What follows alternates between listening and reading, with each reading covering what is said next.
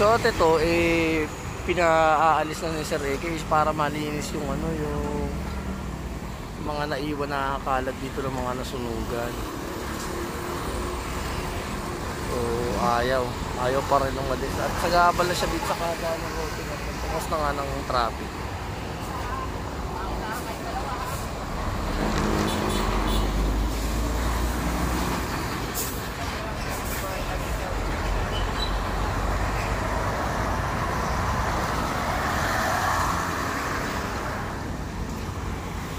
At yan, paunahan na lang daw silang dalawa. Pero yun nyo, ayan imbis na nakakadaan na maayos yung mga sasakyan, hindi. Gawa nga na syempre nahakot ng DPS yung debris dito. Tapos ito, nasa gitna talaga, ayan gitna. Balagbag talaga si kuyang driver.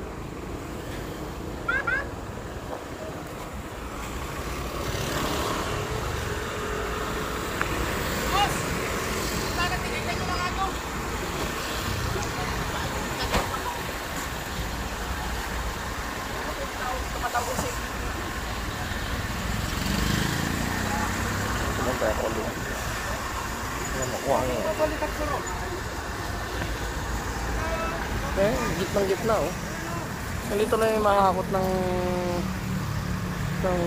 DPS yung mga ibang debris dun.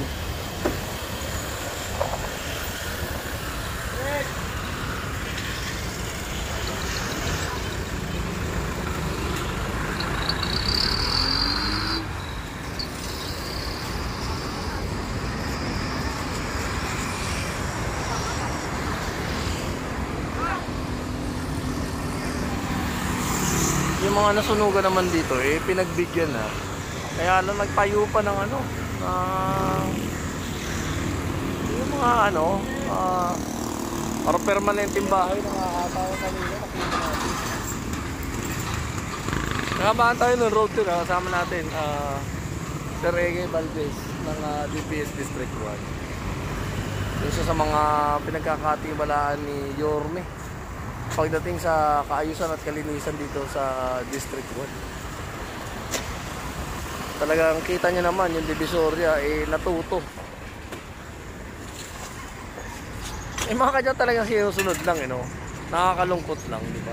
Kaya naman pala ng mga vendor dun, ba't kay Mayora hindi sila sumunod? Ba't kay Yorme sumunod sila? Depende lang talaga sa magiging sa mga leader. So ayan, at katulong ng DPS yung Lionel. Actually trabaho ng Lionel to. Pero ito nga, kahit basura tinutulungan na ng DPS na hakutin. Kasi nga eyesore naman talaga. Kung maaalala nyo, noong June 30 ito yung unang nilinis ni Yorme, itong kahabaan ng Artel. Dawa ng sobrang daming basura. At ngayon, ito. Ganun pa rin. So, nakakalungkot lang, may mga kababayan tayo na talagang hindi sumusunod. Pero bagamat pag nahuli naman na nagtatapon ng basura, may kaukulang pa ng parusa na igagawad sa kanila. So paalala sa mga nagtatapon, huwag kayong papahuli. Galingan nyo.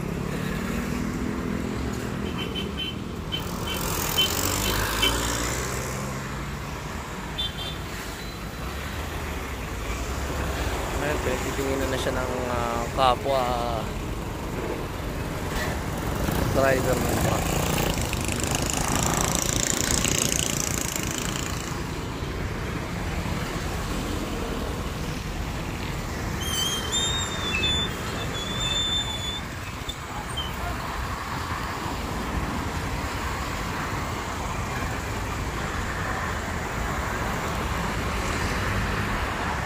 Ito nakakot na.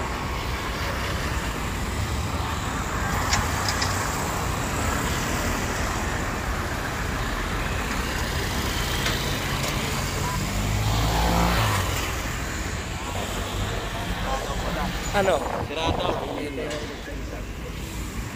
nag-start. Nga pala, kaya pala to naka illegal park dito, sira. So, nag-aantay lang ng manggagawa. Para ano lang ha, para sa kaalaman ng lahat. So itong truck na to, nasiraan pala dito sa gitna mismo ng arte. At nag-aantay lang ng re-responding gagawa. Pero ganun pa man, pag tinawag mo sa MTB dito, i-re-raker to. Either dadali sa impounding area o igigilid. Depende na lang doon sa usapan nila nung driver nito. So once again, ito yung mga nandito sa gilid, ito yung mga nasunugan ha. Kung maalala nyo doon sa unang vlog natin, parang pinagbigyan sila dito. Pansamantala lang, hindi hindi permanent. So ito yung update natin dito sa kabaan ng road 10. At yun, abangan nyo yung iba pang mga kaganapan dito. Kasama natin ang DPS District 1. Kasi yun nga, nakausap natin yung pahinante. Kanina pa daw silang madaling araw. At wala siyang actually matinong sagot. Sabi niya kumain na yung driver. Tapos kung kanina tinanong siya ng pulis, ano naman daw, ano yun? Sira daw, inaantay daw electrician. Electrician pa nga pagkakasabi. So sabi naman ni Boss Egay, unahan na lang kayo kung sinong maunang darating, yung MTPB ba na tinatawagan niya o yung driver nito. Well actually, manamang driver ang ano nito, problema nito. Kasi kung marunong mag-drive ko si pahinante, naialis niya na kagad to. Saka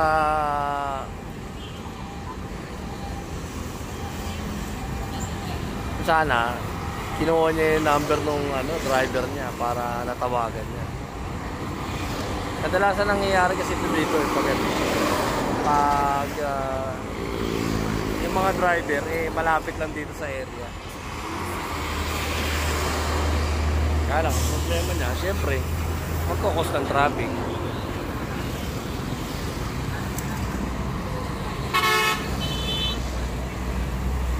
Kasi nasa gitna talaga siya Ito niya naman na talagang inaaraw-araw yung paghahakot ng basura dito. Dahil kung mapapabayaan, itatambak na naman kagaya nung nakaraan.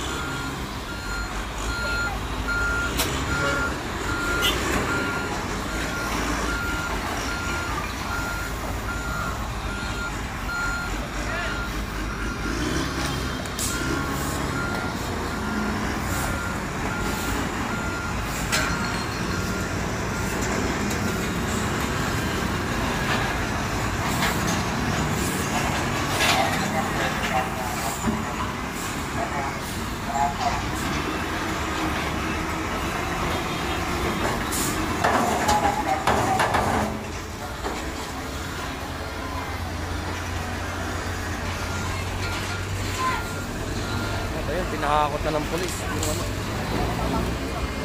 mga tinambak na kalakal.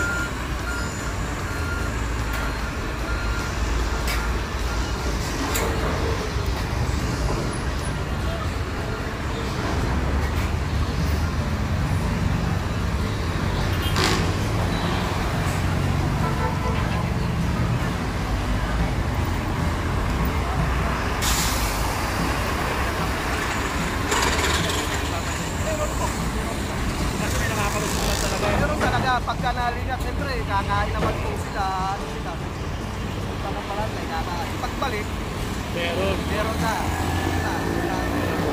Saka problema, sa tingin nyo ba tayo, ikaw, ang nagtatapon niya, taga rito rin o ibang lugar na? Hindi po, taga-ibang lugar. Taga-ibang lugar?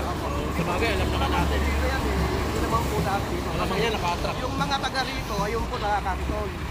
Okay. Pagdating ng truck, Saka iba bibigay. saka nila babato sa... Pwede naman yun Oy, gaya niyan, di ba? Pwede naman makiusap. Pero yung mga ibang hindi taga rito, malamang marami pang dala yun. Marami. Minsan nga may Hindi naman isang bag lang yan di ba? Walang problema kung isang bag lang. Pwede ba palusutin eh, no? Itsa mo na lang ng ganun. Oo. Eh, ang problema, minsan, Truck. isang truck, isang Oh, jeep. Oh, jeep. Kagaya nahuli na nakaraan. Oo, Ida-drop na lang dyan, no? Chechepo pag wala nakabantay. Yun. Alright. Sige ka, thank you. Parang kaya na to. 105. Okay, thank you. Okay, thank you, tao. So yun, mga kadalasan na nagtatapon daw ay hindi daw mga taga Maynila, taga ibang lugar. So huwag na kayong papahuli. Dahil pag na-tsempo kayo at nahuli kayo ay katakot-takot na multa at parusa ang aabutin. So kilala naman ng mga tano dito kung sino yung mga taga dito. Yung mga naka-sidecar daw na yun, yun na yung minsan na nakikiusap kung baka pwede manguha ng mga kalakal. So ayan ha. May bantay pala, pero nakakasalisi lang. So, dapat siguro gawin ng barangay, dalawang shifting. Para halimbawa kumain yung isa, may responde.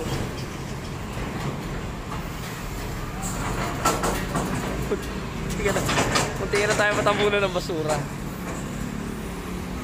Ayan, ang nasa gilid yun. Lahat ng mapapakinabangan, yun, kinukuha. Lahat ng hindi ay iniiwan dito. Sabi nga ni Boss Egay, parang ito yung naging tambakan nila dahil pag wala pa yung truck ng Lionel, dito iniiwan. Ang masama niyan, dumadami. At yun nga, sabi naman nung barangay na nagbabantay dito, minsan, nasasalisihan sila. So, ang suggest ko na lang siguro para hindi sila masalisihan ng mga nagtatapon dito, magkaroon ng kapalitan o karelyebo yung mga nagbabantay para nga naman kung kumain yung isa, may papalit sa kanya. Madali lang naman yan bili lang naman ng radyo. Kasi kung CCTV, hindi naman masasaway din. Makikita lang pero hindi masasaway. Pero maganda talaga niya. CCTV, katuwang radyo, para pag may mga nagtatapon, may iraradyo kagad, may titimbre kagad dun sa mga tanod na nagbabantay. Dito kasi sa Pilipinas, yung CCTV kasi, nagiging lang, parang recorder lang.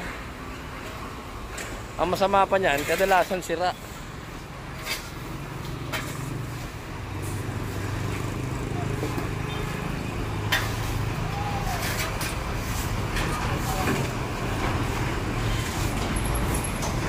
Meron mo araw-araw parusa sa Lionel yan, saka sa DPS. Kaya sana sa mga nagtatapon ng basura maging responsable kayo. Buti sana kung yung tinatapon nyo napakabango. Kahit nandito na nga ako sa taas naaamoy mo pa rin talaga yung maasim.